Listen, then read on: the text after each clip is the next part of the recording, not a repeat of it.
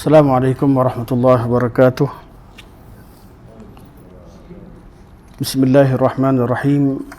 Alhamdulillahi rabbil alamin. Nahmadullah ta'ala wa nashkuruh. Wa nusalli wa nusallimu ala sayyidina Muhammadin alladhi ballagha ar-risalah wa adda al-amanah wa nasaha al-ummah hatta ataahu al-yaqin wa ala alihi wa sahbihi ajma'in. سبحانك لا علم لنا إلا ما علمتنا إنك أنت العليم الحكيم رب اشرح لي صدري ويسر لي أمري واحلل عقدة من لساني يفقه قولي أما بعد فإن أصدق الحديث كتاب الله وخير الهدي هدي محمد صلى الله عليه وسلم وشر الأمور محدثاتها وكل محدثة بدعة وكل بدعة ضلالة wa kullu dalalatin finnar thumma amma ba'd. Pertamanya mari kita merafakkan setinggi-tinggi kesyukuran kepada Allah Subhanahu wa taala kerana dengan taufiknya dapat kita meneruskan kuliah kita pada malam ini pada waktu antara maghrib dan isyak, waktu yang mulia. Semoga Allah Subhanahu wa taala berikan keberkatan pada masa kita dan kehidupan kita di dunia dan akhirat, insya-Allah. Saya sebenarnya daripada semalam teragak-agak adakah kelas malam ini dapat diadakan ataupun tidak, kerana saya ada urusan di Melaka. Di petang tadi bertolak di Melaka baru sampai. Alhamdulillah, tengok jam sempat, jadi saya tidak menangguhkanlah. Semoga Allah SWT jadikan kelas ini kelas yang akan berjalan dengan istiqamah supaya dijadualkan. Kerana kalau tangguh-tangguh ni saya takut dah terbiasa tangguh, nanti jadi kita pun tak jelas kelas, takut tak sempat habis. Jadi insya-Allah kita terus masuk pada hadis yang ketiga lah. Assalamualaikum warahmatullahi wabarakatuh. Hadis yang ketiga daripada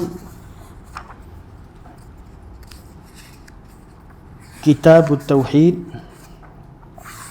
di bawah bab ma jaa fi du'a'in Nabi sallallahu alaihi wasallam ummatahu ila tauhidillah tabaraka wa ta'ala.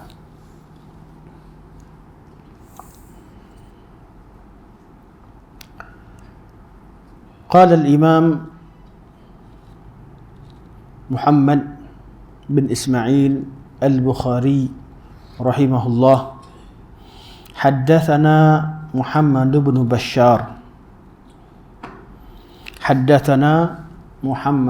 بشار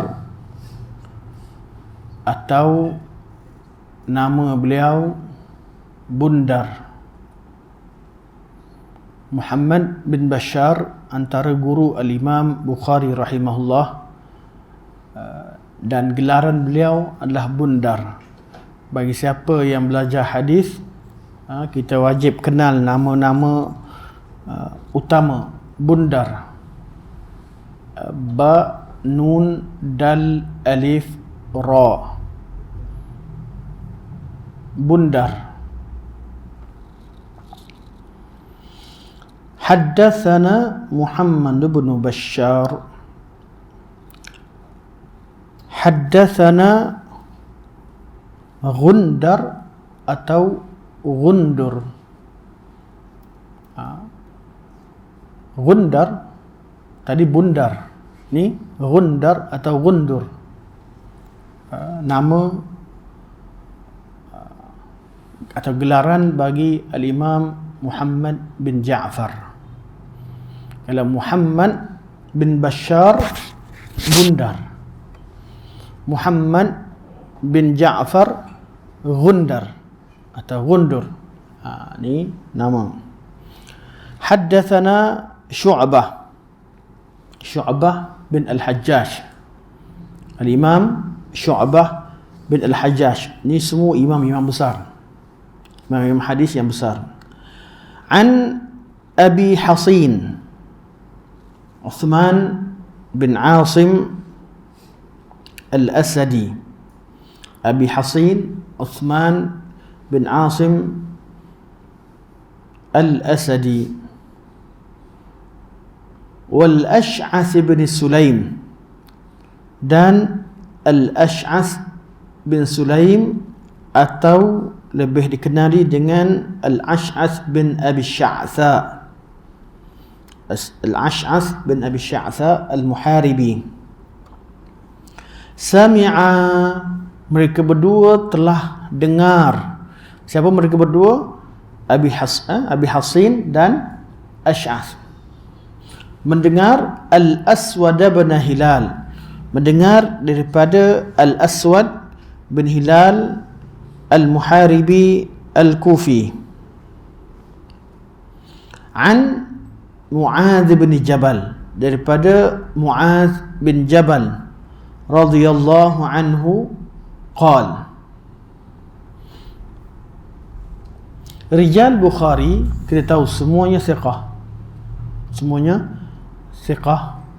Cuma kita kenal nama watak-watak ni penting, kerana kita akan mengetahui atau kita akan dapat mengetahui sejumlah besar daripada perawi-perawi thiqah dalam hadis, dalam meriwayatkan hadis.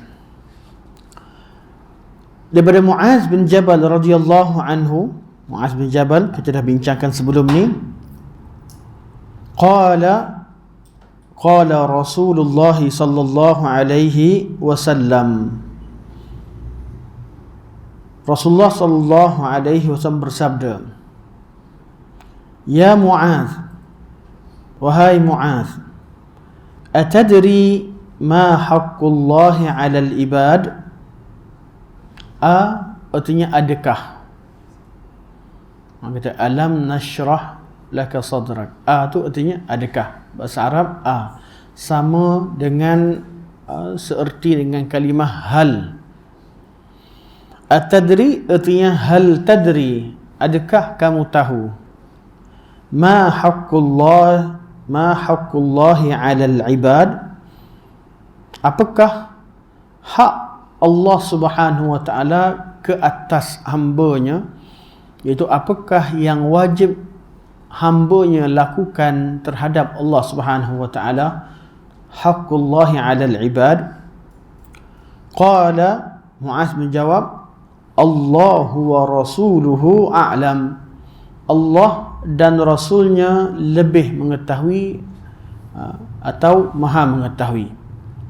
Ini adalah jawapan umum sahabat Nabi SAW tatkala Nabi bertanya. Kerana Nabi SAW kadang-kadang bertanya tujuannya bukan untuk meminta pandangan, tetapi untuk meminta perhatian. Jadi sahabat akan jawab dengan jawapan yang penuh dengan adab, Allahu wa rasuluhu a'lam. Allah dan Rasulnya lebih mengetahui. Lafaz ini digunakan pada zaman Nabi SAW masih hidup, ketika kata Allah wa rasuluhu a'lam. Namun setelah Nabi SAW wafat, lafaz yang kita pakai adalah Allahu a'lam atau wallahu a'lam. Kerana ilmu Rasulullah SAW setelah Nabi wafat, tidak ada lagi sebarang ilmu yang boleh kita dapati daripada Nabi SAW secara langsung, kecuali melalui hadis-hadis yang telah ditinggalkan oleh Rasulullah SAW. Jadi kalau zaman sekarang kita tak tahu satu benda, kita kata wallahu a'lam. Kita tak kata wallahu wa rasuluhu a'lam. Tapi pada zaman Nabi, sahabat-sahabat bila Nabi tanya, artinya Nabi akan beritahu. Allah Maha mengetahui dan Allah sampaikan kepada Rasulullah SAW. Jadi mereka akan kata Allahu wa rasuluhu a'lam. Dan di sini adakah salah?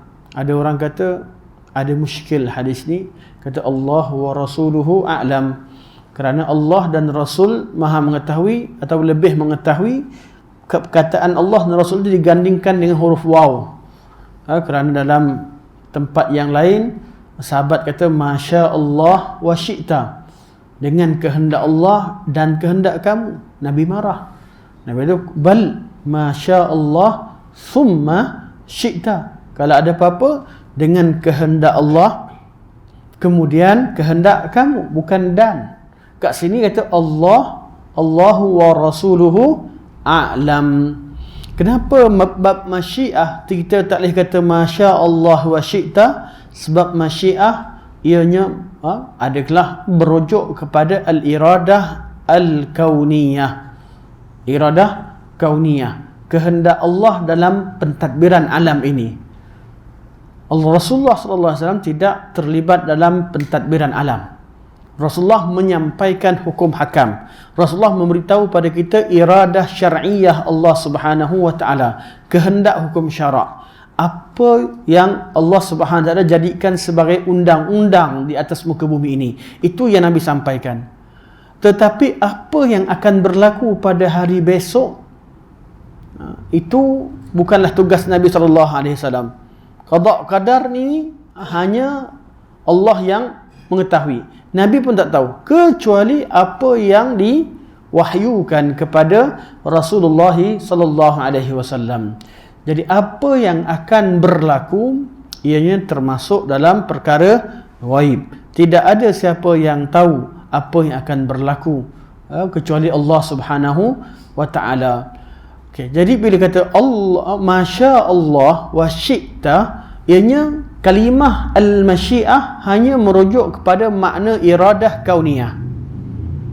Tuan-tuan dapat bezakan antara dua iradah. Iradah kauniyah, yang iradah kehendak Allah itu ada dua.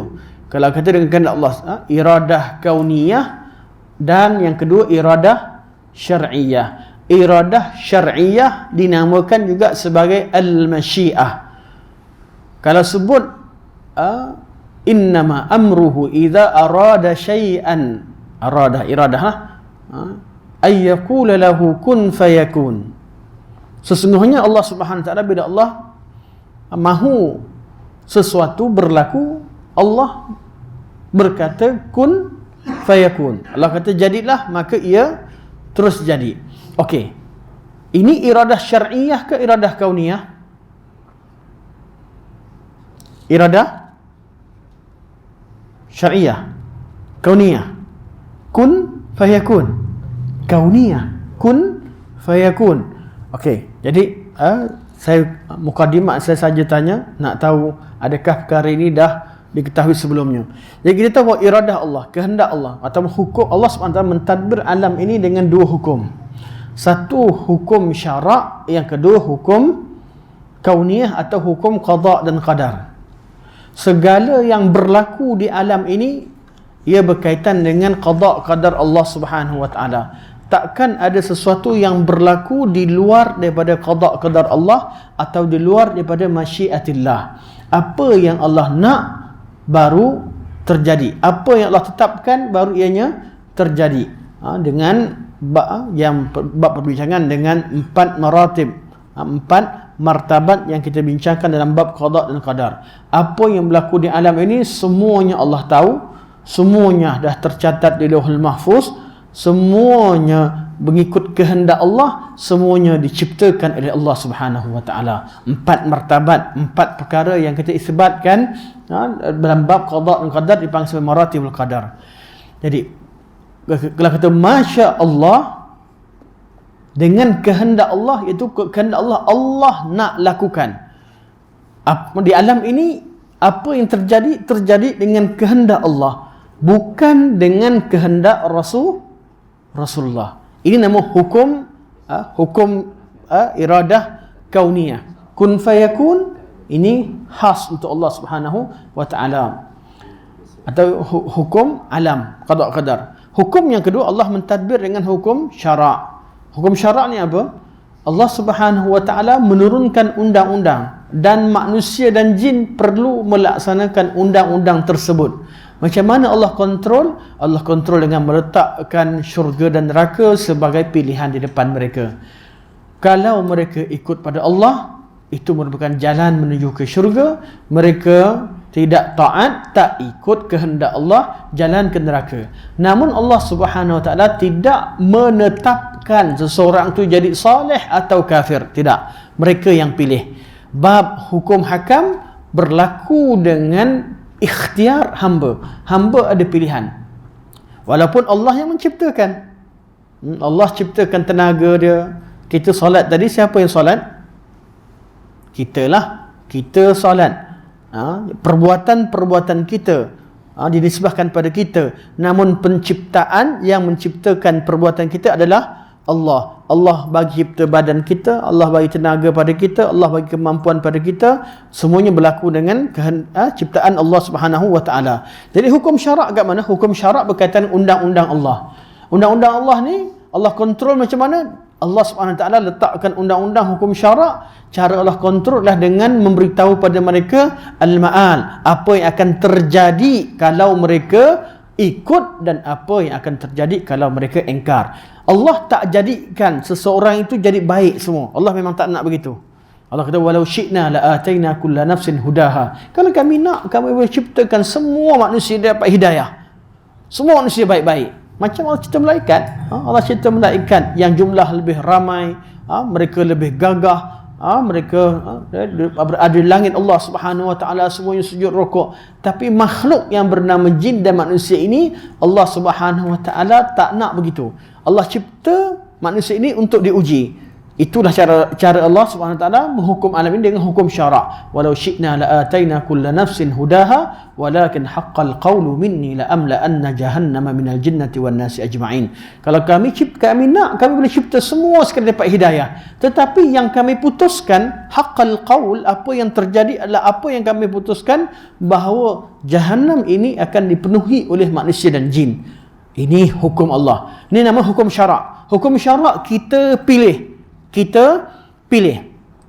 Hukum yang kedua, hukum masyiatillah atau iradah kauniyah atau qada dan qadar. Allah pilih untuk kita. Allah pilih untuk kita.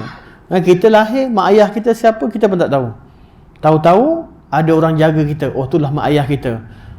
Warna kulit kita Allah yang tetapkan. Kaya dan miskin, berjaya atau tidak, semua bukan qada-qadar Allah, Allah yang tetapkan.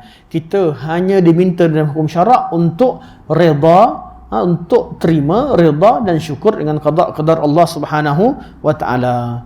Okey, sekarang ni masya Allah wa syi'ta berkaitan dengan iradah apa? Iradah kauniyah. Sebab tu kehendak kauniyah, qada-qadar Allah, hukum alam, apa yang terjadi dengan kehendak Allah, bukan tidak ada perkongsian Rasulullah padanya. Sebab tu tak ada kata masya Allah wa syi'ta. Dia kata masya Allah, Allah kehendaki, thumma syi'ta, kemudian kamu hendak. Allah yang tetapkan. Nabi SAW tidak berkongsi dalam bab tersebut. Kita ada masyiah. Wa ma tasyauna illa ayyasha Allahu rabbul alamin. Apa yang kamu nak takkan terjadi kecuali apa yang Rabbul Alamin kehendaki. Kita ada kehendak, tapi kehendak kita belum tentu terjadi kecuali kalau Allah Subhanahu wa taala ingin menjadikannya. Ini bab masyiah. Tapi bab hukum syarak, kehendak Allah dan Rasulullah sama. Apa yang Allah nak, itulah yang dikehendaki oleh Rasulullah sallallahu alaihi wasallam. Jadi kalau kalimah masyiah, dia hanya merujuk pada iradah kauniyah. Tapi kalau kalimah iradah, dia kadang-kadang bermakna iradah syar'iyah, kadang-kadang bermakna iradah kauniyah. Iradah kauniyah macam innama amruhu idza arada syai'an ay yaqulu lahu kun fayakun. Kalau iradah syar'iyah, innama yuridu Allah bikumul yusr. Allah Subhanahu wa taala dalam hukum syarak ni Allah nak kamu mudah, tak ada benda yang susah. Iradah syar'iyah, kehendak Allah, semua hukum hakam yang Allah letakkan, tidak ada sesuatu yang payah. Kalau ada benda yang senang tapi payah untuk orang tertentu. Benda senang, solat ni senang susah? Senang, bukan benda susah. Tapi ada orang susah tak solat? Susah sebab dia accident. Betul? Sebab dia tua, tak boleh bangun. Kalau kesusahan itu dihadapi oleh manusia kerana keadaannya lemah, Allah Subhanahu wa taala akan memberikan kelonggaran kerana la yukallifullahu nafsan illa wus'aha. Ini kehendak syarak. Kehendak syarak. Okey, jadi balik semula. Kenapa Allahu wa rasuluhu a'lam boleh? Nabi tak tegur, kata wa tu tak salah, tapi masya Allah wa syi'ta salah, sebab masya Allah wa syi'ta berkaitan dengan rububiyah Allah Subhanahu wa taala, atau berkaitan dengan masyiah Allah Subhanahu wa taala, atau berkaitan dengan qada qadar Allah Subhanahu wa taala, atau iradah kauniyah. Istilah mana sekalipun kita pakai, ianya betul merujuk kepada satu masalah.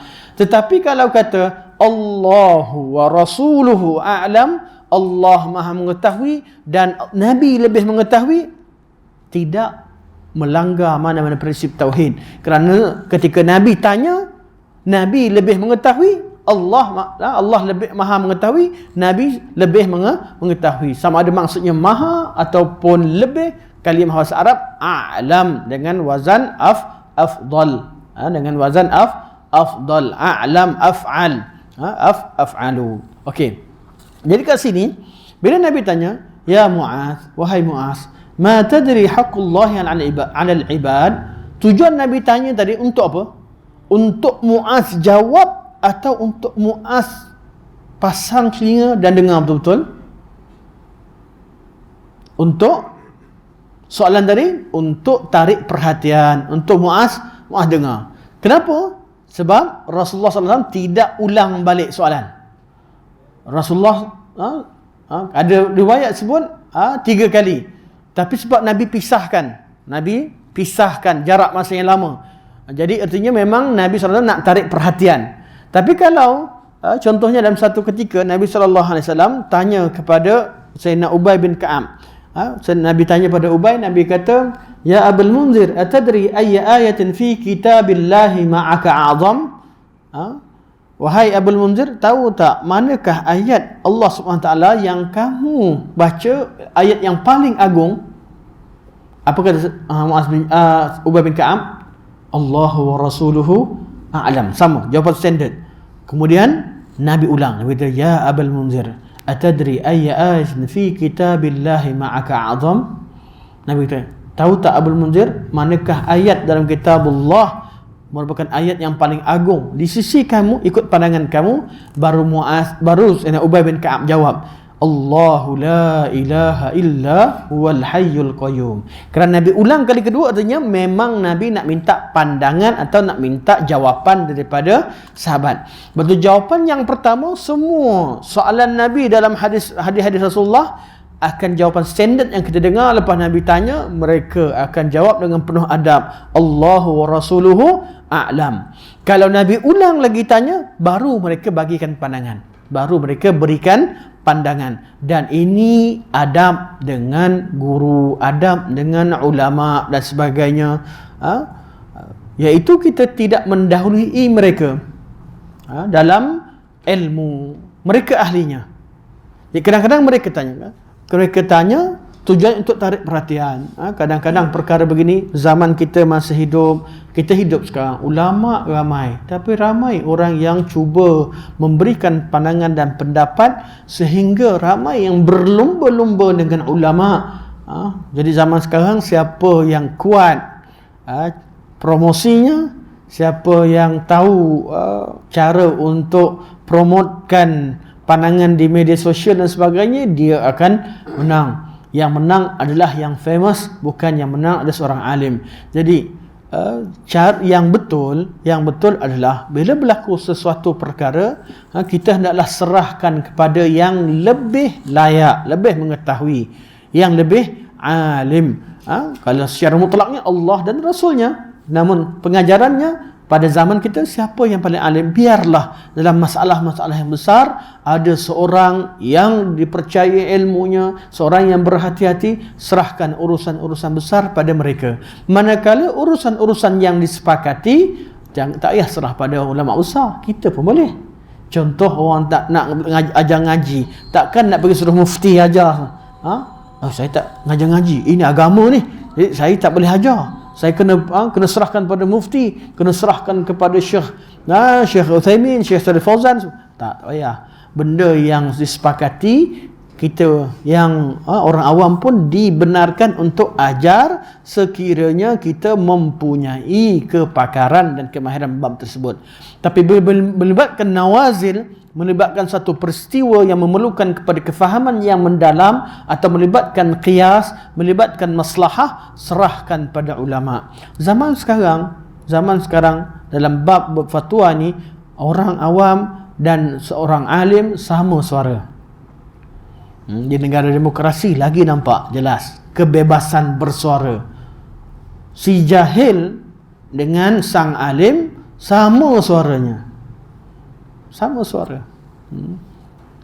Bukan dalam bab kecil, dalam bab menentukan waliul amr pun sama. Sang banduan yang betul-betul salah, bukan yang tertuduh yang ini. Sang banduan yang melakukan dosa yang paling besar, dengan seorang yang paling alim, suaranya sama. Suaranya sama. Jadi kita perlu mengetahui perkara ini. Dalam bab ilmu, kalau berlaku apa-apa yang berlaku, walaupun kita ada pandangan, carilah orang yang paling alim di kalangan kita untuk bersuara, untuk bercakap, dan bantulah mereka pada kadar tertentu. Kerana kadang-kadang orang-orang yang alim ni, orang-orang yang tua-tua, diorang tak tahu cara. Facebook pun tak kenal, kan? TikTok lagi tak kenal, YouTube pun tak kenal. Tapi ilmu mereka alim. Kitalah yang perlu sering bertanya dan meminta pandangan, meminta pendapat daripada orang-orang alim, dan kitalah yang menyebarkan ilmu orang-orang alim. Ini pengajaran yang berkaitan dengan kalimah Allah wa rasuluhu a'lam. Sahabat Nabi SAW jawapan standardnya satu, Allah wa rasuluhu a'lam. Bila mereka jawab, mereka tunggu jawapan daripada Nabi SAW. Kalau Nabi tanya balik, mereka akan berikan jawapan. Tapi kalau Nabi diam, artinya mereka tunggu lagi. Itu yang berlaku pada Muaz. Nabi tanya 3 kali, baru Nabi beritahu. Jadi Muaz jawapannya konsisten, Allah wa rasuluhu a'lam. Kemudian Nabi diam, Nabi tak jawab, lama. Kemudian Nabi tanya lagi, tetap Muaz jawab Allah wa rasuluhu a'lam. Dalam ni hadis yang kita baca riwayat Imam Bukhari rahimahullah, dah diringkaskan. Ringkas macam mana? Ringkas sesuai dengan tajuk yang nak dibincangkan, tak diriwayatkan secara penuh. Dan ini manhaj al-Imam Bukhari rahimahullah. Imam Bukhari dalam kitab Bukhari bukan sahaja tujuannya untuk meriwayatkan hadis, tetapi beliau menyampaikan fiqh. Beliau Sahih Bukhari merupakan kitab karangan al-Imam Bukhari melalui bab-bab yang beliau letakkan. Manakala hadis-hadis tersebut merupakan hadis dalil terhadap tajuk yang beliau sampaikan. Jadi sekarang tajuknya berkaitan bab majaa fi du'a'in Nabi sallallahu alaihi wasallam ummatahu ila tauhidillah tabaraka wa ta'ala war radd 'ala al-jahmiyah. Jadi kita kena cari apa kaitan isi kandungan hadis ini dengan tajuk. Kerana Imam Bukhari bukan semata-mata karang Sahih Bukhari untuk meriwayatkan. Ada sebahagian pada kitab hadis yang memang semata-mata periwayatan, diriwayatkan, riwayat. Tapi Sahih Bukhari tidak. Sahih Bukhari dan Kutubus Sunnah, mereka dah susun ikut bab-bab fiqh dan kita bab-bab tertentu. Jadi kita bab-bab dalam bab-bab sunnah sebagainya. Jadi apa yang mereka letakkan tajuk itu menunjukkan kefahaman mereka terhadap hadis-hadis yang disenaraikan di bawahnya. Okey, dalam hadis ini Nabi SAW tanya, Ya Muaz, atadri ma haqqullahi 'alal ibad? Wahai Muaz, tahu tak apakah dia hak Allah Subhanahu wa taala ke atas hamba-Nya? Qal Allahu wa rasuluhu a'lam. Allah dan Rasulnya lebih mengetahui. Kita azan dulu ke atau kita terus? Terus kan? Okey. Qala, Nabi berkata, jadi Nabi bagi jawapan. Artinya Nabi tanya untuk tarik perhatian. Nabi kata, ayya'buduhu wa la yushriku bihi syai'a. Hak Allah apa dia? Hendaklah mereka menyembah Allah dan tidak mensyirikkan sesuatu dengannya. Dua perkara. Sembah Allah dan tidak syirikkan Allah. Ayya'buduhu mengisyaratkan bahawa tauhid ini perlu kepada amal. Bukan semata-mata tauhid artinya percaya dalam hati. Ini yang ingin ditegaskan oleh Al-Imam Al-Bukhari rahimahullah. Kerana pada zaman Imam Bukhari dah wujud golongan Jahmiyah yang kita dah bincangkan sebelum, siapa Jahmiyah, pengikut Jahm bin Safwan, yang mengatakan bahawa tauhid atau iman itu cukup ma'rifatullah, kenal Allah dengan hati, kenal cukup. Jadi golongan yang melampau, mereka mengatakan bahawa semua yang kenal Allah, tahu Allah itu Tuhan, dia dah jadi orang Islam. Jadi orang Islam. Islam kat mana? Yahudi kenal Allah tidak? Kenal betul? Dan mereka pula maknakan tauhid itu dengan tauhid ar-rububiyah, iaitu Tuhan yang mencipta alam. Bila mereka tahu saja Allah itu, malah ada yang lebih mudah. Siapa tahu Allah itu wujud, dah jadi orang beriman. Suatu ulama kata tak boleh. Dalam makna la ilaha illallah, jangan takrifkan tiada Tuhan itu dalam erti kata makna rububiyah. Kerana kalau kita takrifkan makna rububiyah, makna tiada Tuhan yang menciptakan alam kecuali Allah, dan tiada Tuhan yang mentadbirkan alam kecuali Allah. Maknanya betul atau tidak? Betul. Maknanya betul. Tetapi tidak mencukupi untuk menjadi syahadah yang memisahkan dia daripada dunia kekufuran. Kenapa? Ada orang Yahudi yang percaya bahawa Allah Subhanahu Wa Taala menciptakan alam, mereka akur Allah yang cipta, tiada yang lain. Begitu juga Nasrani, begitu juga orang kufar Makkah, namun mereka tidak diiktiraf sebagai seorang Muslim. Bila kita kata mereka mengenal tauhid rububiyah, bukan kita kata mereka ahli tauhid. Mereka bukan ahli tauhid, tapi mereka kenal sebahagian daripada makna tauhid, tapi tauhidnya cacat dan tidak sempurna. Sebab tu bila kita tauhid tiga, ada orang gunakan kesempatan, dia kata geng-geng ni dia kata tauhid tiga. Dia kata dia kata kaum Yahudi Nasrani ahli tauhid, dia kata musyrikin Makkah ahli tauhid. Cuba untuk memesongkan kata-kata ulama dalam memahami makna tauhid. Jadi ulama kata, bila kata la ilaha illallah dan tiada Tuhan yang layak disembah, tidak boleh diartikan dengan tiada Tuhan yang menciptakan alam. Tak boleh begitu. Sebab apa?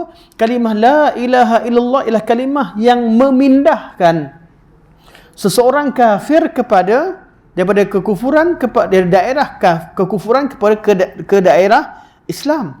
Jadi kalaulah maknanya hanya mengiktiraf Allah Subhanahu Wa Taala satu-satunya Tuhan yang menciptakan alam itu, boleh memisahkan Muslim dan kafir, atau seorang Muslim dengan seorang kafir, sudah pasti kaum Yahudi layak dipanggil sebagai seorang Muslim, seorang Islam, kerana dia percaya Allah menciptakan alam, Allah sahaja ciptakan alam. Begitu juga kaum Nasrani, begitu juga kebanyakan orang kufar Makkah. Jadi kita tahu Nabi bagikan ta'rif bab tauhid, kitab tauhid yang dibincangkan kat sini, dan bab dakwah kepada tauhid, maksudnya ayya'buduhu.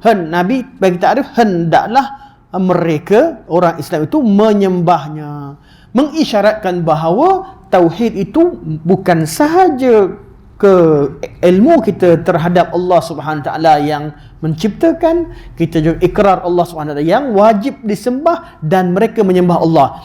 Jadi iman itu melibatkan i'tiqad dengan hati, ikrar dengan lisan, dan amal dengan perbuatan. I'tiqadu bil janan wal iqraru bil lisan wal a'malu bil arkan wal a'mal bil arkan. Inilah yang ditegaskan oleh Imam Bukhari rahimahullah dalam banyak karangan beliau. Beliau kata, aku dah jalan jumpa 70 orang ulama, tanya soalan yang sama, 70 orang semua jawab soalan yang Jawapan yang sama. Iman itu bukan sekadar dalam hati. Iman itu melibatkan i'tiqad dalam hati, qaul dengan lisan, dan juga amal dengan al-arkan atau dengan anggota badan. Ini iman. Jadi bila tiga perkara ini yang menjadikan seseorang itu beriman, maka perkara yang mengeluarkan seorang beriman pun merangkumi tiga perkara. Ada benda yang membatalkan syahadah berkaitan dengan i'tiqad hati, ada kalimah-kalimah yang boleh menjadikan seorang itu kufur, dan ada perbuatan-perbuatan yang boleh menjadikan seorang itu kufur. Namun perkara ini diingkari oleh golongan Jahmiyah dan golongan Murji'ah dan sebagainya. Mereka mengeluarkan perbuatan daripada takrif iman. Jadi bagi mereka, kalau benda itu perkara bersangkut dengan akidah dan boleh mengeluarkan seorang dari Islam, hanya kalau i'tiqad dia berbeza. Jadi kalau pergi minta kat kubur sekalipun, wahai Syekh fulan dan fulan dan fulan, tolonglah aku, kita kata itu minta pada selain Allah tu syirik tak syirik? Syirik. Kata mana boleh, kamu mau tahu isi hati dia. Dia akan gunakan hujah, mana kamu tahu isi hati dia? Dia dibuat tu salah, meminta pada selain Allah salah, tapi tak boleh kata perbuatan tu kufur, tak dihukumkan sebab kamu tak tahu isi hati dia. Sebab apa? Sebab mereka menjadikan ta'rif iman dan tauhid itu hanya dalam hati. Jadi tidak ada perbuatan yang boleh mengeluarkan seseorang daripada Islam, kerana iman yang memasukkan mereka ke Islam itu hanya melibatkan hati, yang mengeluarkan juga hanya melibatkan hati. Dan kita perlu faham, ini kaul golongan Murji'ah. Maka mereka kata mesti dengan niat. Ahli-Sunnah kata betul lah, tidak kita nafikan. Kita menghukumkan suatu amalan dan suatu perkataan itu kufur adalah hukum kita terhadap perbuatan dan amalan, bukan hukum kita kepada orang itu. Orang tu mungkin tersalah sebut, orang tu tersilap, orang tu salah faham, orang tu ada syubhat, orang tu dipaksa, macam-macam. Belum tentu kalimah kufur yang diungkapkan itu menjadikan orang tu kafir. Jadi ahli sunnah tak sama macam Khawarij. Khawarij sepakat dalam mengatakan bahawa ada amalan yang menyebabkan orang keluar dari Islam, tetapi mereka tidak ada stesen sebelum mentakfirkan.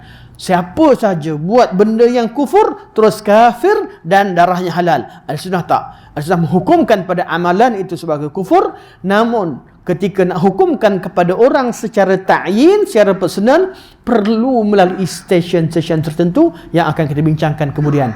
Lebih kurang ada 6 stesen. Cek dia tahu ke tak tahu, dia faham tak faham, dia dipaksa atau tidak, dia buat dengan sedar atau tidak sedar, dia sengaja atau tidak sengaja, dia ikut kehendak atau tidak ikut kehendak, dan macam-macam stesen-stesen yang menyebabkan kita belajar ilmu tauhid tidak menjadi, tauhid yang kita bincangkan ini tidak menjadikan kita sebagai takfiri, tidak mengkafirkan manusia secara rambang.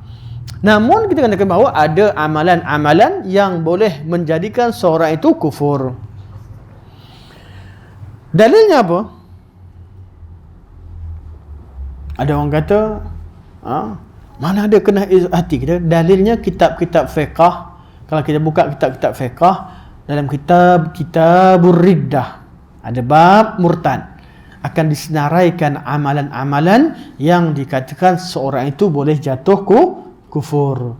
Ini dalil pemahaman salafus salih terhadap apa yang kita tegaskan. Saya secara pribadinya pernah beberapa kali berbincang dengan ustaz-ustaz yang faham gitu. Dia kata isu-isu istighathah dengan kubur. Jadi bila ada ustaz-ustaz kita dalam video-video tertentu kata meminta kepada selain Allah, termasuk minta dengan wali-wali dan Rasulullah, itu satu perkara syirik. Jadi ada seorang ustaz dalam grup lah, dia kata ini adalah kedangkalan ilmu golongan Wahabi. Mereka tidak boleh membezakan antara ilmu akidah dan ilmu masalah akidah, masalah fiqh. Dia kata istighasah dengan kubur ni berkaitan dengan amalan. Bila amalan mesti fiqh. Dia perbezaan fiqh, bukan perbezaan akidah. Akidah melibatkan kepercayaan dan kefahaman. Kata-katanya disambut gembira oleh ramai ustaz-ustaz lah. Oleh kerana diperbodoh-bodohkan ramai asatizah kita, saya pun tak sabar untuk keluarkan soalan tanya.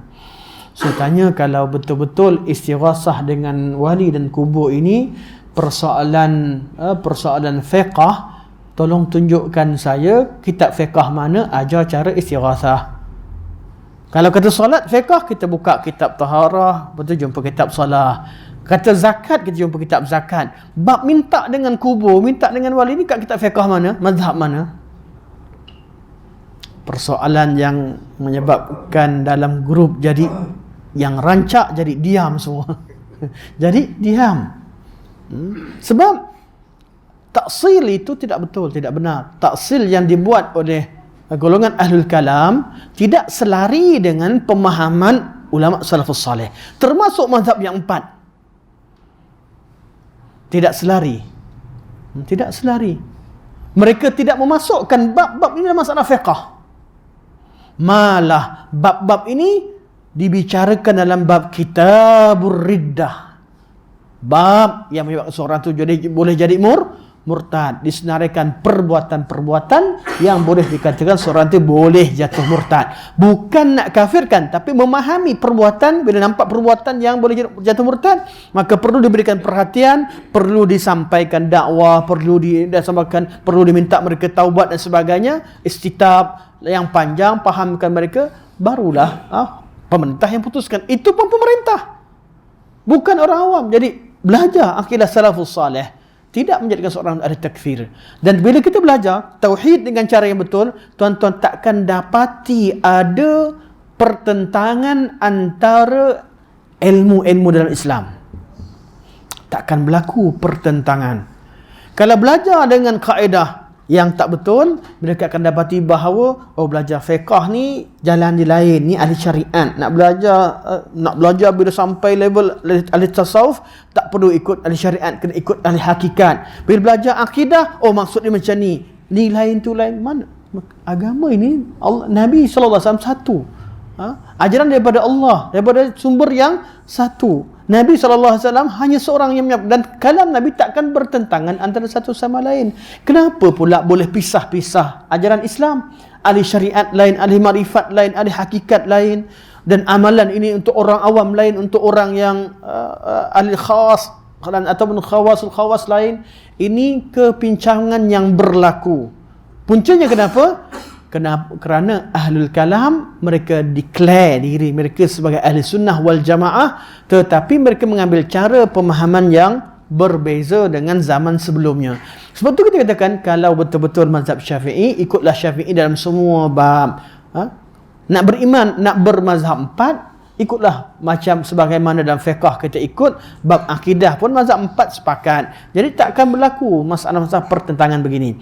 Okey, balik semula pada hadis kita. Hadis kita ni Nabi kata, ayya'buduhu wa la yusyriku bihi syai'a. Dua benda yang Nabi sebut. Pertama, sembah Allah. Artinya dalam bab keimanan, bab tauhid, ia melibatkan amalan, iaitu sembah Allah Subhanahu wa taala. Okey, soalan saya. Solat. Kita solat. Kejap lagi kita solat. Dan tadi kita solat. Masalah ibadah ke masalah akidah?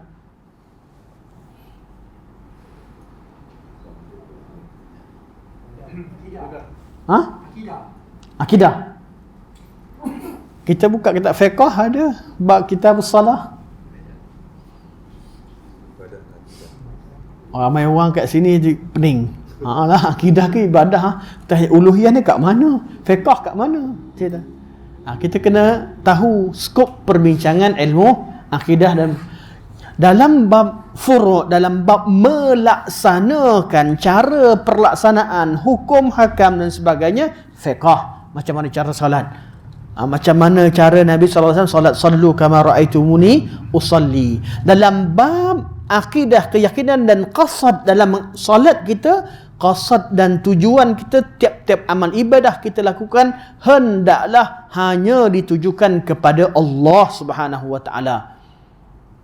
Jadi usulnya sama. Kita semua sembah Allah ikut cara Rasulullah sallallahu alaihi wasallam. Macam mana Rasulullah ajar? Tengok, ada sahabat yang nampak begini, jadi sahabat kata begini, dia begitu. Ada perbezaan sejak zaman sahabat, kadang-kadang perbezaan berlaku pada zaman kemudian, ada memahami hadis. Itu namanya furu'. Furu' artinya semua sepakat kita sembah Allah, asyhadu an la ilaha illallah, ikut cara Rasulullah. Kita tak nak terima cara yang lain. Ini perkara yang ijma', ia termasuk dalam bab akidah dan manhaj. Tapi dalam cara, secara detail pelaksanaannya, berapa rakaat, macam mana cara angkat tangan, letak tangan, surah apa dan detailnya, itu dibincangkan dalam masalah fiqh. Jelas? Jadi kalau dalam fiqh tak cerita, bab fiqh ni, bab akidah beza kat mana? Akidah akan cerita bab hakikat. Hakikat juga maksudnya. Ya. Hakikat di sisi Allah Subhanahu wa taala. Fiqh cerita tentang hukum yang zahir. Contoh, kalau kita mengucap dua kalimah syahadat, asyhadu an la ilaha illallah wa asyhadu anna Muhammadar Rasulullah. Atau kita ada orang masuk Islam, asyhadu an la ilaha illallah wa asyhadu anna Muhammadar Rasulullah. Okey. Akidah ke ibadah? Atau bukan Islam ke iman? Iman. Islam. Okey. Secara hukum fiqhnya, dia dah Islam ke belum? Islam. Kalau dia dah masuk Islam, asyhadu an la ilaha illallah, asyhadu anna Muhammadar Rasulullah, dia dah mengucap, dia pun dah buat permohonan kata dia masuk Islam sebagainya, borang pun kita dah isi dia ni Islam. Okey, dia Muslim tak Muslim? Okey, layak tak dapat zakat? Layak. Ada tak di kalangan yang mengucap tu munafik? Ada. Zaman Nabi ada tak? Ada yang mengucap. Munafik dapat tak zakat zaman Nabi?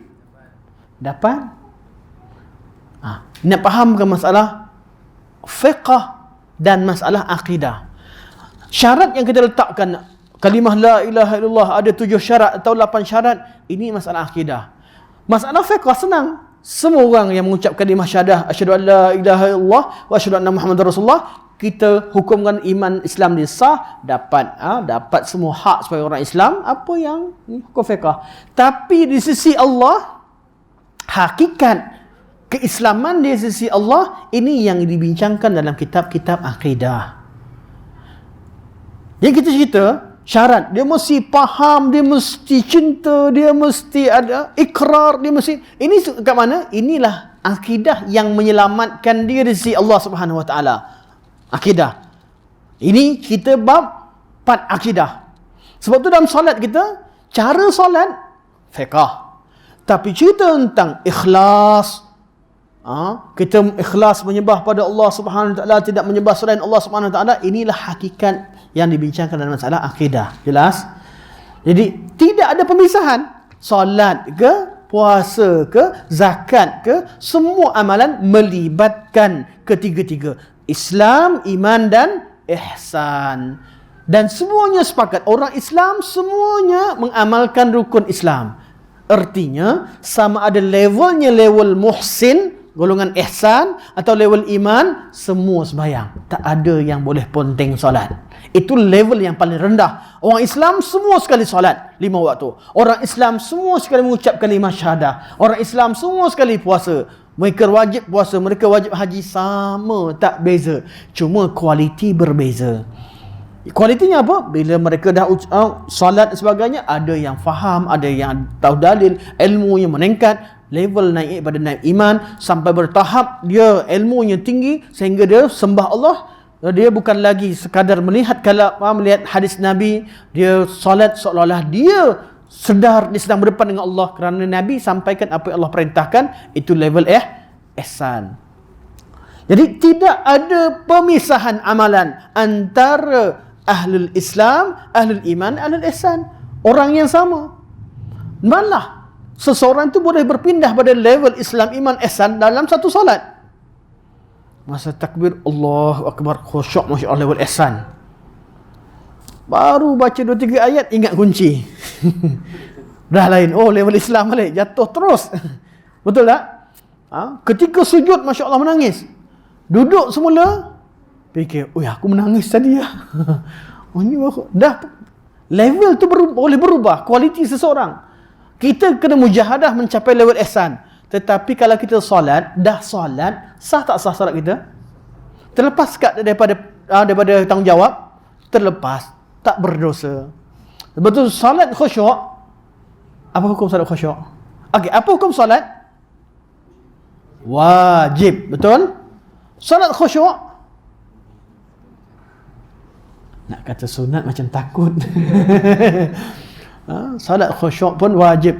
Wajib maknanya bukan makna artinya kalau sangat-sangat perlu. Tetapi secara hukum fiqahnya, solat khusyuk adalah sunat.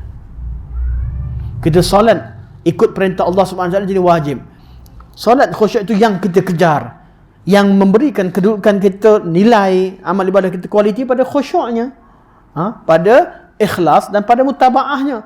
Pahala kualiti dirujuk pada apa? Kita buat ikut Nabi betul-betul atau tidak, mutabaah dan tahap keikhlasan kita kepada Allah Subhanahu wa taala. Level ini yang membezakan satu amal ibadah dengan yang lain.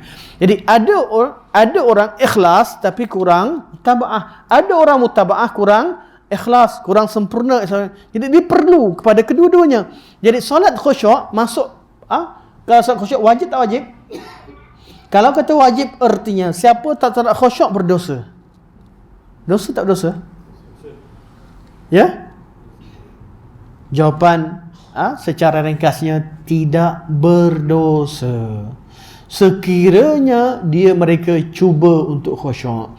Kerana kita tahu bahawa semua kita nak solat yang ada solat khusyuk. Tapi dalam keadaan mujahadah kita, tak mungkin kita akan mencapai level khusyuk yang sempurna sebagaimana dicapai oleh Rasulullah dan sahabat-sahabat Rasulullah sallallahu alaihi wasallam. Jadi kalau usul kita sama, sembah Allah ikut sunnah Rasulullah, iaitu kita kena ikhlas dan mutabah. Ini menjadi asasnya. Kita memang nak sembah sebenarnya, namun dalam ibadah kita ada kekurangan, ia tidak berdosa. Kita lengkapkan dengan istighfar, astaghfirullah, lepas solat astaghfirullah, lengkapkan dengan amal-amal dan seumpamanya, banyakkan solat-solat sebagainya. Ini qaul yang rajih dalam masalah ini.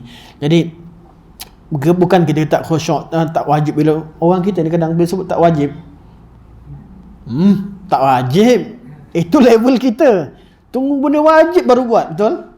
Kalau Allah tak wajibkan puasa, memang 364 hari itu.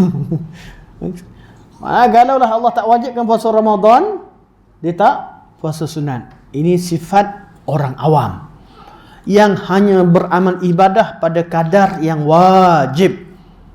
Tapi orang yang lebih dekat dengan Allah, mereka beramal bukan sekadar ketika Allah wajibkan, ketika Allah tak wajibkan, Allah sunatkan, mereka pun buat. Dan malah benda yang berbentuk adat juga mereka cuba untuk jadikan sebagai ibadat, bukan dengan mereka-reka ibadat, tapi dengan niat. Ubah hai'ah suatu amal. Tidur ibadah ke adat? Adat manusia perlu tidur. Tapi mereka cari jalan untuk ibadah. Mereka macam mana cara nak ubah tidur jadi ibadah? Ubah niat dan hai'at. Niat kita tidur kerana nak bangun qiyamul lail, tidur kerana nak bangun subuh, solat subuh berjamaah, tidur kerana ingin dapat tenaga dan kita berkhidmat untuk agama pada hari keesokan harinya, atau untuk cari rezeki yang halal.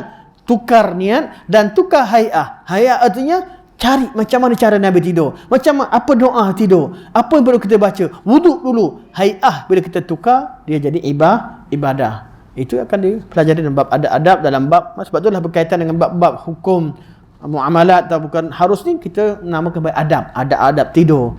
Sebab pada asalnya hukumnya adalah harus. Jadi hai'ah yang syarak itu benda yang masyru'ah, benda yang sunat, tapi termasuk dalam kategori adab. Adab. Okay, nanti kita bicarakan, kemudian kita habiskan hadis ini sikit insya-Allah. Jadi Nabi kata ayya'buduhu wa la yusyriku bihi syai'a. Dan hak Allah itu adalah hendaklah mereka menyembah Allah dan tidak mensyirikkan Allah dengan sesuatu. Jadi syirik yang kedua, Nabi syirik, jangan syirikkan Allah. Bila syirikkan Allah, apa terjadi? Jangan syirikkan Allah dengan sesuatu pun. Apa maksud syirik dengan Allah? Ya? Memperduakan Allah Subhanahu wa taala, mempersekutukan Allah Subhanahu wa taala dalam apa? Dalam rububiyah, uluhiyah, atau asma sifat, atau mana-mana sifat kekhususan Allah Subhanahu wa taala. Okey. Syirik boleh berlaku.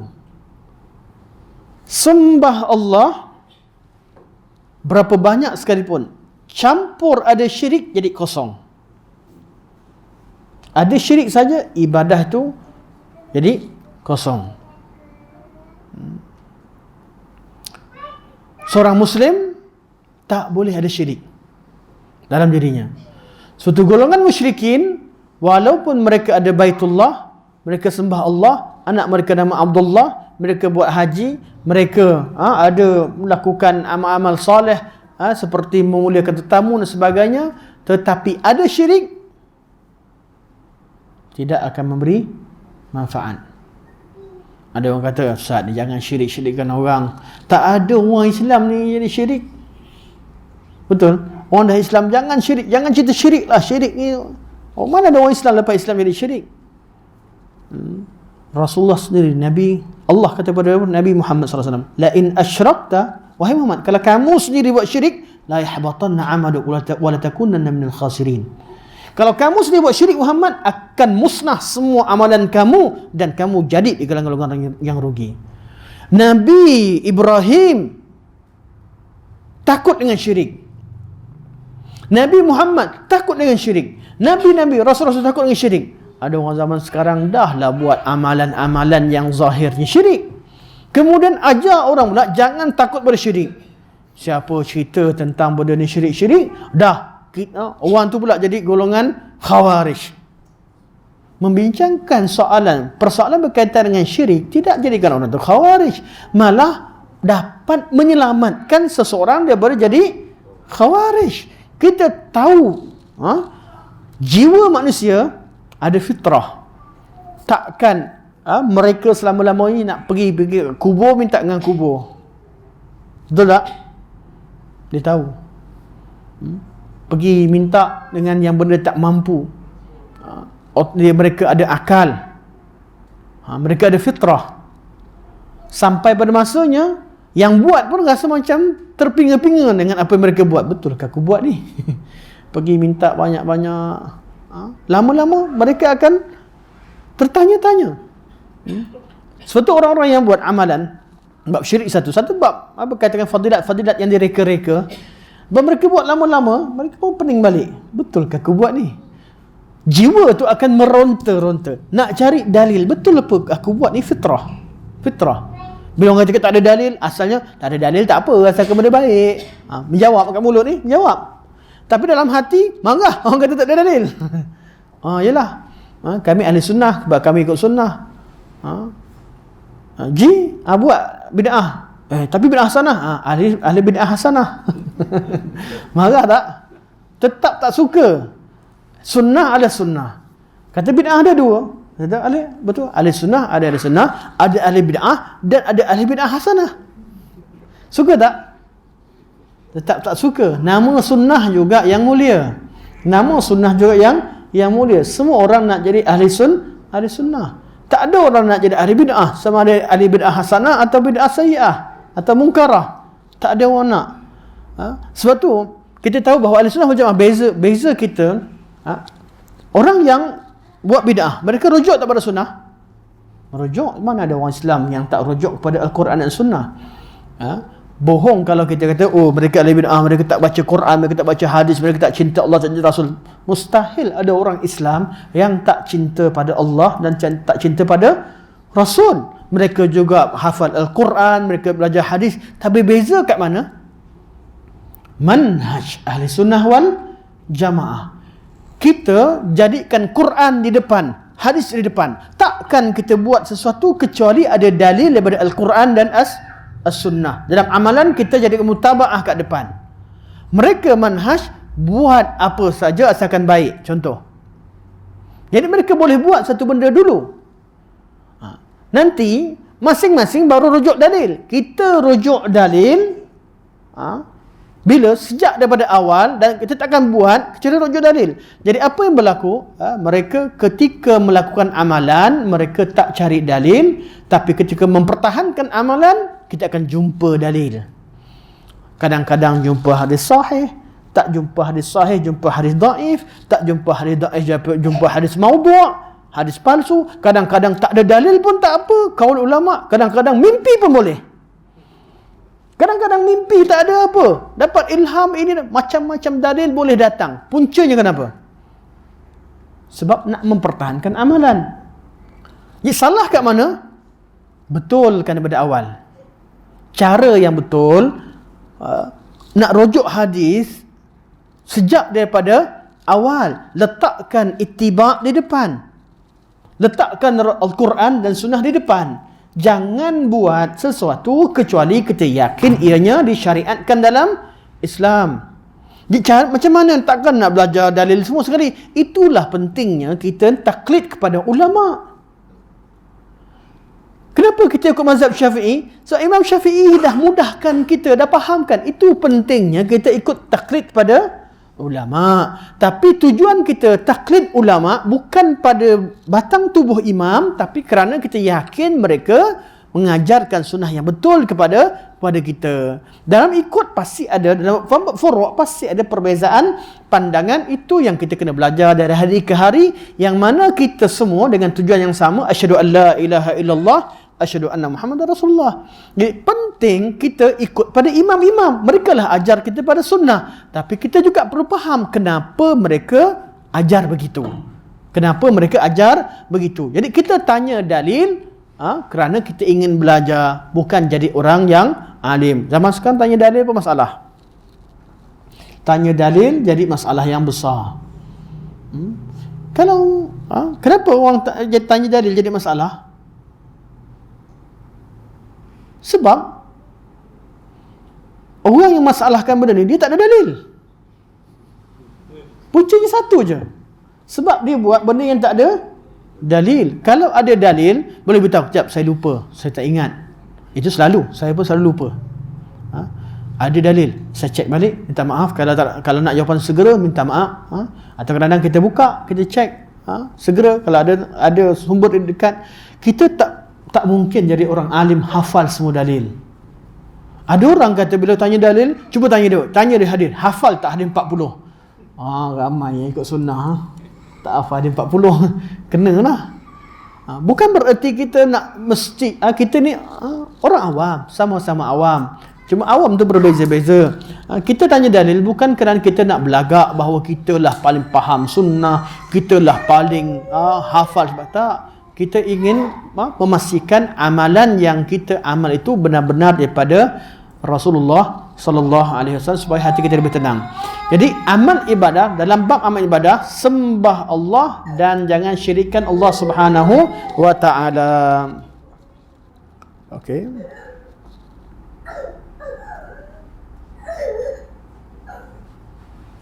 Okey, insya-Allah. Kesian. Boleh terus sikit lagi. Atadri ma haqquhum alaih? Soalan yang kedua, Nabi tanya, tahu tak kamu apakah hak mereka, hak manusia alaih, terhadap Allah Subhanahu wa taala, atau ke atas Allah Subhanahu wa taala? Adakah Allah wajib buat sesuatu untuk kita? Boleh tak mewajibkan sesuatu pada Allah Subhanahu wa taala? Boleh tak? Tidak boleh. Siapa pun wajibkan saudara. Jadi Allah, ada tak hak kita ke atas Allah? Nabi tanya, apakah hak Allah ke atas makhluk? Jawapannya, ayya'buduhu wa la yusyriku bihi syai'a. Hendaklah mereka sembah Allah dan tidak syirikkannya. Soalan yang kedua, ma haqquhum? Atadri ma haqquhum alaih? Tahu tak apakah hak mereka ke atas Allah? Soalannya, kita ni ada benda ke yang Allah wajib buat untuk kita? Tak ada, betul? Tapi macam mana boleh kata hak kita ke atas Allah? Hak manusia ke atas Allah? Adakah soalan Nabi ada masalah? Atau riwayat ada masalah? Tidak ada. kerana Allah yang mewajibkan hak tersebut ke atas dirinya. Allah wajibkan ke atas dirinya rahmah, kataba ala nafsihi rahmah. Allah Subhanahu wa taala mewajibkan dirinya menunaikan segala janji-janji yang baik. Janji-janji buruk Allah tak wajibkan. Janji buruk Allah ancam. Kadang-kadang jadi, kadang-kadang tak jadi. Maka didapati bahawa ada pelacur yang buat amal baik satu je masuk syurga. Kerana janji buruk tidak semestinya terjadi. Janji baik mesti terjadi. Allah akan bagi janji baik. Janji buruk Allah tak dengan rahmat Allah. Ada yang Allah ampunkan, ada yang dapat syafaat dan macam-macam. Ini dalam bab suatu dalam bab keburukan. Sebab tu kita tak boleh hukumkan seorang sebagai ahli neraka, tak boleh. Walaupun dia mati dalam keadaan berzina.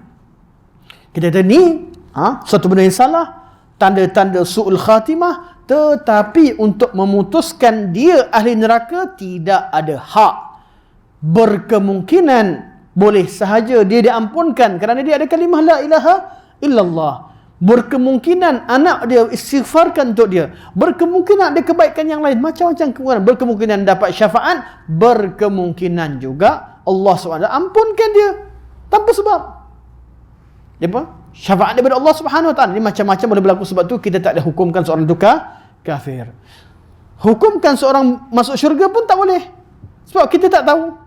Kecuali orang-orang yang Allah dan Rasul yang Allah dah putuskan sebagai ahli syurga. Seperti nak istimewa sahabat. Sahabat Allah kata radhiyallahu anhum wa radu an. Allah dah putuskan mereka sebagai ahli syurga, maka kita yakin selain daripada sahabat kita hanya doakan rahimahumullah. Kalau sebut radhiyallahu an pada selain daripada sahabat, apa hukumnya?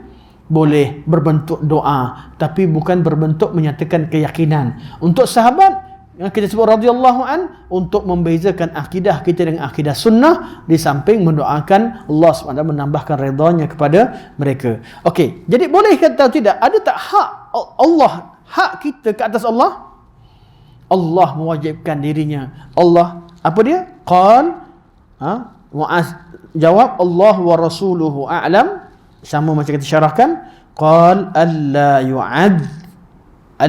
yu'adzibahum, iaitu Allah tidak mengazab mereka, iaitu tatkala mereka dah sembah Allah dan tidak buat syirik, Allah tidak akan azab dia.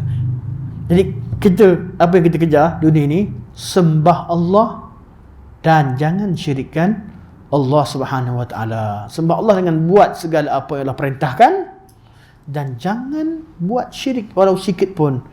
Meninggalkan segala apa Allah larang, terutama yang paling besar sekali, tidak syirikkan Allah Subhanahu wa taala. Rasa ringkas tak apalah, sampai sini saja. Semoga Allah Subhanahu wa taala jadikan apa yang dibincangkan ini ada kebaikan dan manfaat. Anda buka pada soalan insya-Allah. Ada berbagai sepotong. Tertolak ke iman seseorang tu bila dia tak percaya dengan ayat-ayat Al-Quran? Contohnya Allah berada di atas. Tertolak atau tidak iman seseorang sekiranya dia tolak Al-Quran Karim, contohnya ayat dia tolak Allah sebab atas arash. Betul soalannya? Jawapannya ringkas, dia tolak sebab apa? Sebab dia tak suka Quran, tak percaya pada Quran, atau dia faham lain. Atau dia faham lain. Kalau dia faham lain, artinya dia beriman dengan Allah, beriman dengan Rasul, beriman dengan Alkitab, beriman dengan Al-Quran Al-Karim, tapi dia faham ayat tu lain. Kerana dia salah belajar, dia salah manhaj, salah guru, dia ada yang takwil sebagainya. Jadi orang yang beriman dengan Allah dan Rasul, beriman dengan Al-Quran Al-Karim, cuba ikut tapi dia salah. Kerana mungkin takwil, mungkin kerana taklid, mungkin dan sebagainya, mereka bersalah pada kadarnya, tapi tidak kufur, bukan membenci Al-Quran Al-Karim. Itu beza antara orang tolak Quran dengan orang yang tolak satu makna kerana takwil atau kerana salah faham. Jadi kita tak dikafirkan orang yang bila tak percaya Allah SWT Arash, kita tak boleh mudah-mudah mengkafirkan, walaupun hukum asalnya tolak walaupun satu ayat Quran kufur, tapi kita ada keuzuran yang kita berikan kepada ahli-ahli bid'ah. Betul dia kata 73 golongan ini adalah dari mana? 73 golongan dari kalangan ahlul millah, di kalangan orang Islam. Betul, awal-awal mukadimah ana letakkan bahawa kita kena tahu umat ini ada 3. Ummatud dakwah, semua orang yang mukallaf sejak zaman Nabi sampai akhir zaman. Yang kedua, ummatul ijabah, semua orang yang mengucap kalimah la ilaha illallah dan tak buat benda yang mengeluarkan daripada Islam. Dan ummatul ittiba, ahli sunnah wal jamaah. Di kalangan ummatul dakwah, ummatul ijabah, ada yang ahli sunnah ittiba, ada yang tak ittiba. Yang tak ittiba macam-macam ragam.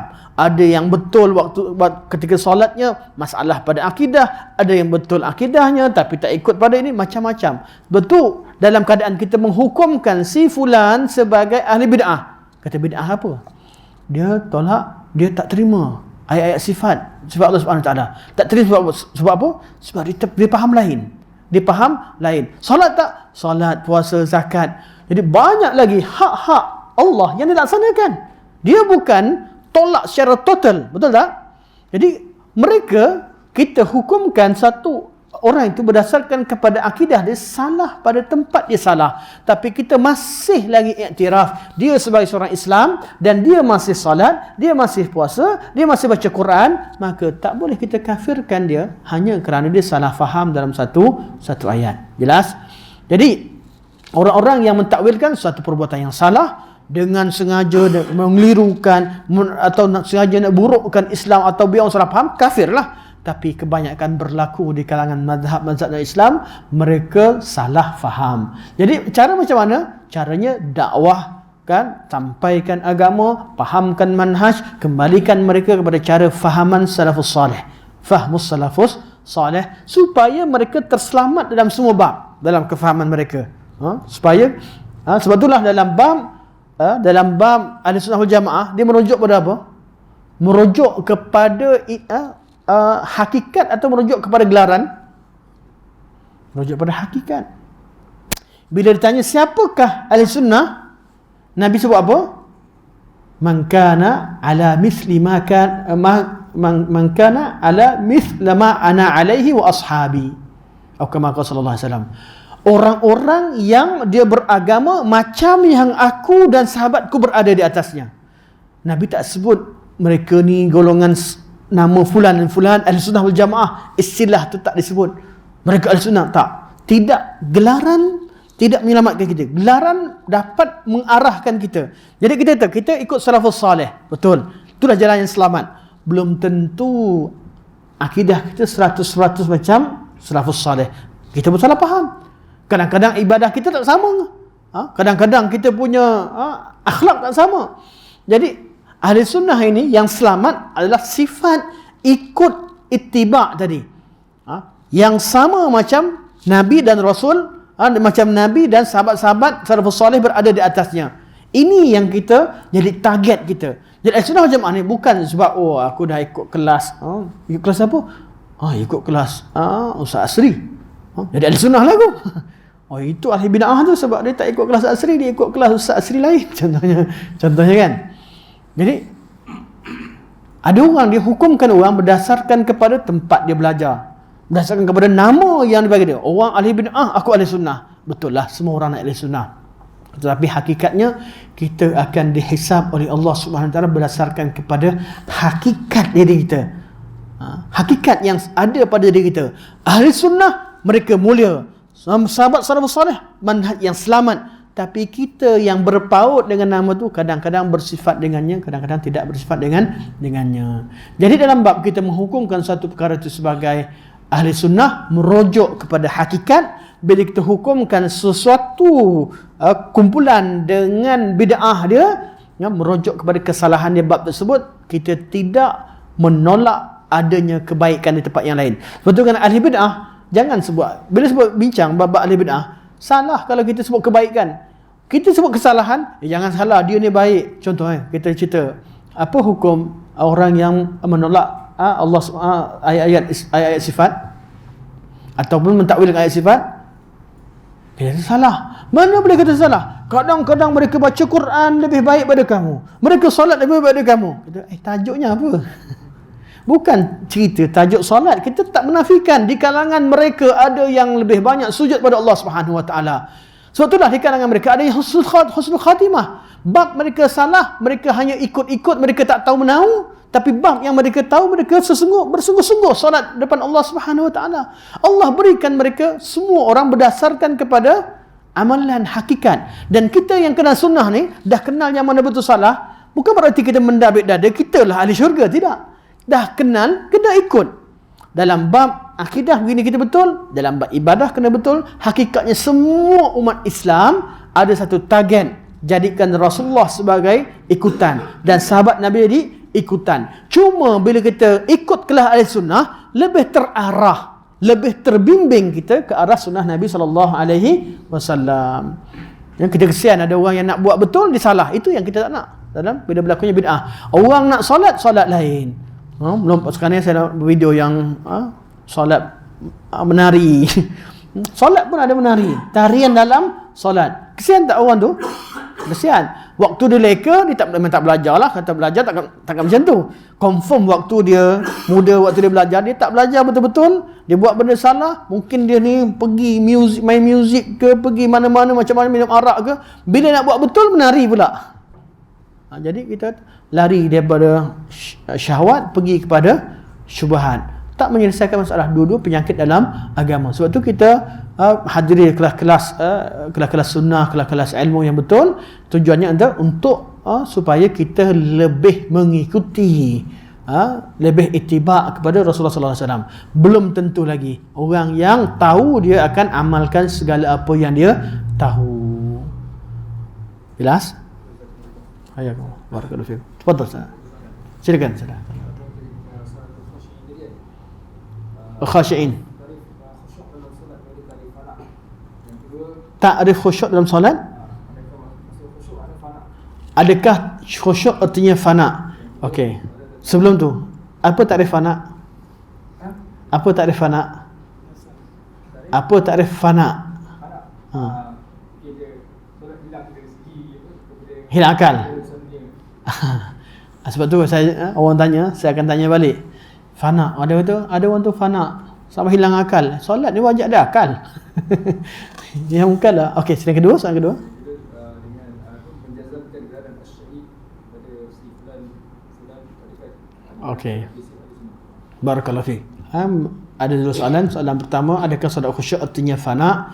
Soalan yang kedua, dengan menjazamkan seorang itu sebagai asyhad, meletakkan gelaran seorang itu sebagai asyhad setelah zaman Nabi sallallahu alaihi wasallam. Sambunglah. Zaman Nabi kalau syahid jelaslah, jelas mereka syahid. Okey, soalan pertama berkaitan dengan solat khusyuk. Solat khusyuk jelas Al-Quran bagikan ta'rifan terhadap khusyuk. Allah kata wasta'inu bis-sabri was-salah wa innaha lakabiratun illa 'alal khashi'in. Al-khashi'in ni Allah bagikan takrifan. Siapa orang khusyuk? Alladzina yadhunnuna annahum mulaqu rabbihim wa annahum ilaihi raji'un.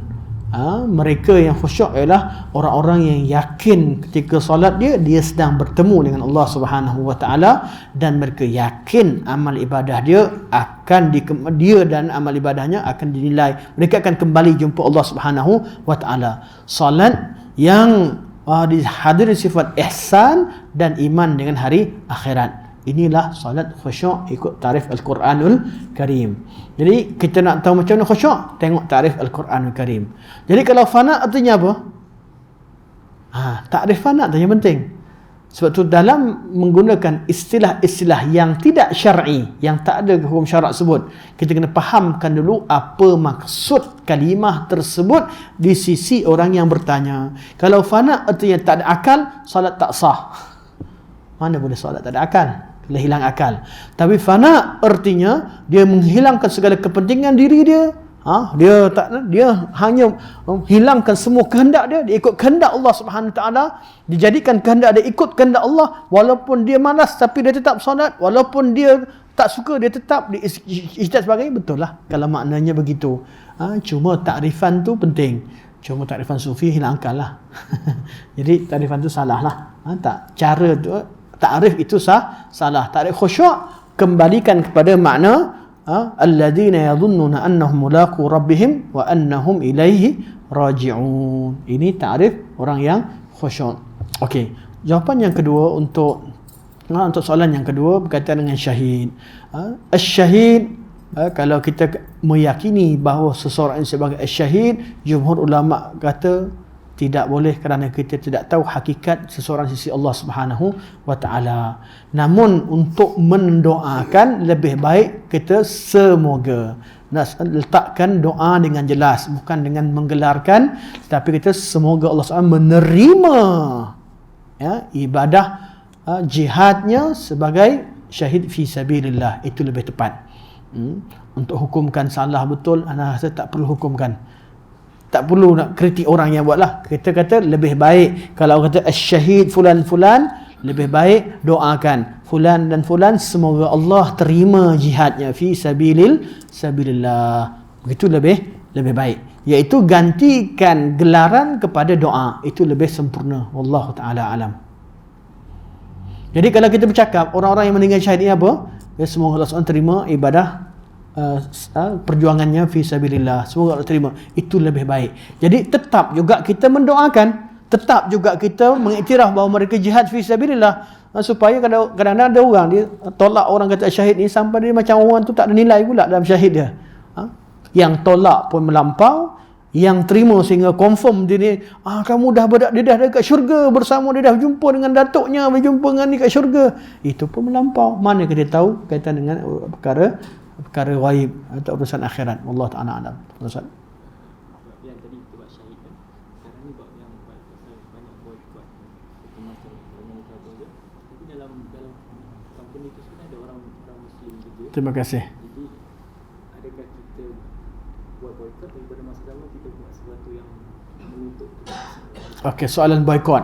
Mudahnya boykot dalam keadaan boykot MACD lah. Yang kita MACD contoh sebagai contoh. Mana apa hukum boykot produk orang kafir? Digalakkan atau tidak? Digalakkan, terutamanya apabila dia menggunakan dananya untuk membantu golongan kufar. Tetapi kita kena tahu bahawa boykot yang kita buat boykot yang memberi maslahah pada agama. Boykot yang memberi maslahah pada agama, yang memberi kesan kepada kufar, asyidda' al-kufar, kita kena tekan orang kafir. Tapi kalau boykot kita tidak memberi kesan, kita kena fikir cara yang betul. Satu soalan berkaitan dengan boykot MACD. MACD baik ke jahat? Tak tahu baik ke jahat. MACD Israel jahat.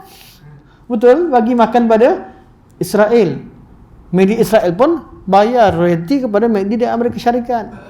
MACD tiap-tiap negara untuk dapatkan hak perniagaan yang asalnya halal, bukan satu benda yang haram. Betul? Kita nak dapat hak franchise daripada MACD, daripada KFC dan sebagainya. Salah tak salah? Tak salah, kerana dia perniagaan yang sah dan orang Islam dapat hak tersebut, satu perkara yang mulia, satu benda yang baik, terutama kalau bila mereka keluarkan zakat untuk Islam dan sebagainya. Jadi keadaan sekarang yang dapat hak itu bukan seorang, ramai. Yang bayar royalty pun ada satu perkara yang ma'ruf di sisi uruf perniagaan. Jadi kalau orang tanya pada pandangan saya, apa hukum boykot MACD? Ya, MACD pusat, MACD Israel, MACD mana yang menzahirkan seorang yang memang bantu pada Israel, kita boykot habis-habisan. Semoga Allah SWT meranapkan perniagaan mereka, Allah SWT zahirkan perniagaan orang Islam. Tapi kalau kebaikan lebih banyak, 90% stafnya orang Islam, duduk di negara Islam, di kota sebagainya, boykot itu tidak memberi kesan kepada orang kafir, tapi beri kesan kepada orang Islam. Kita tetap menyatakan MACD adalah produk yang antara produk yang perlu dilihat, namun untuk situasi setempat, MACD Arab Saudi, MACD Malaysia dan beberapa MACD negara yang lain yang dimiliki orang Islam dan mereka adalah pengeluar zakat, antara pengeluar zakat utama, saya tak melihat kepada keperluan untuk boykot. Jumlah yang pergi itu satu tanggungjawab untuk melaksanakan perjanjian sebagai satu hak franchise. Walaupun kita sangat merasa sedih, tapi kadar yang ada dalam perniagaan uruf sekarang kita tak boleh menghalang perkara tersebut. Cuma kita ukur maslahah dan mafsadah yang mana lebih banyak. pada pandangan saya untuk MACD di tempat kita ni, saya nampak, ni ada orang kontak dah, saya bukan cerita ni, berapa orang saudara mereka OKU diberhentikan sekarang ni, berhenti orang Islam. Jadi kesannya MACD mereka betul lah, boykot je yang mereka punya, yang semua sekali, yang hak-hak yang memang pergi kepada orang kafir. Tapi untuk orang Islam ni perlu dilihat dengan lebih teliti. Terutama yang kempen untuk boykot ni dalam Facebook. Facebook tu Yahudi punya betul. Yang kempen dalam Facebook. Kalau betul-betul Facebook, banyak benda lain yang kita boleh boykot yang betul produk Yahudi 100%. Kita nak cerita tentang Palestin pun kena blok. Nak letakkan yang letakkan nama Israel pun kena blok, dan macam-macam sekali. Yang ni lebih patut memang confirm memusuhi Islam. Tapi apakan daya kita, macam mana Ustaz? Macam mana saya nak ada nak pada, saya perlu pada FB, saya perlu pada YouTube. Macam tu juga peniaga MACD, macam juga owner syarikat MACD. Kadang-kadang kita fikir hanya diri kita. Sebab tu saya bukanlah tak sokong kempen boykot. Saya antara orang paling awal sokong ke kempen boykot, tapi kita perlu bijak dalam memilih produk yang memberi kesan langsung kepada Israel dan kurangkan mudarat. Sebab tu wallahu taala alam, kalau tanya saya berkaitan dengan MACD kat Malaysia ni, apa yang saya nampak banyak kali dah berlaku isu macam-macam, banyak yang terjejas setelah orang Islam ambil alih dan sebagainya, Riza Group dan sebagainya, yang Arab Saudi anak syarikat yang kita baca lah macam detailnya, saya nampak yang banyak mudarat di Malaysia ni adalah orang Islam yang banyak mudarat. Sedangkan syarikat produk yang lebih utama, orang tanya Ustaz pakai iPhone lagi teruk lah. Ada syarikat-syarikat lebih besar yang sepatutnya kita lebih patut untuk boykot, yang memang lebih memberikan pendapatan yang lebih banyak kepada orang kufar. Wallahu ta'ala alam. Jadi boykot perlu tak? Perlu, sangat perlu. Tetapi itulah ekonomi kita kena tengok pada maslahah. Dalam keadaan dunia sekarang kita tak mampu buat 100%, kita perlu cek mafsadah dan maslahah yang mana lebih rajih, lebih baik mana, yang mana. Kalau macam boykot MACD, yang orang Islam kena lebih atau orang kafir kena lebih, atau memberi kesan atau tidak. Kalau orang ni perniagaan yang ni kepada hakikat yang berlaku peperangan di sana, itu kita kena cek balik. Kalau saya wallahu alam, kalau saya salah, saya cakap ni berdasarkan ijtihad. Saya nampak yang banyak terkesan adalah orang Islam, untuk suasana khas untuk Malaysia yang saya nampak. Begitu juga di Arab Saudi dan sebagainya, yang memang negara Islam, hak milik orang Islam 100%, dan pekerjanya 100% Islam, ataupun 90%, 95% Islam. Ada produk-produk lain lagi, kena tengok betul-betul yang memang ownernya yang bukan Islam. Memang ada produk lain, kena senari betul-betul. Sebab kita ni MACD, sebab Syekh Yusof sebut dulu, dan beliau sebut suasana sesuai beliau ketika keluarkan itu di negara contoh di UK dan sebagainya, memang betul. Tapi kalau kita copy fatwa begitu saja tanpa melihat fiqh yang ada pada Syekh rahimahullah, kadang-kadang kita tersalah dalam meletakkan apa yang diinginkan oleh Syekh sendiri. Wallahu taala alam. Subhanakallah wa hamdika asyhadu an la ilaha illa anta astaghfiruka wa atubu ilaik. Wa sallallahu ala sayyidina Muhammad wa ala alihi wa sahbihi wa baraka wa sallam. Walhamdulillahirabbil alamin. Wassalamualaikum warahmatullahi wabarakatuh.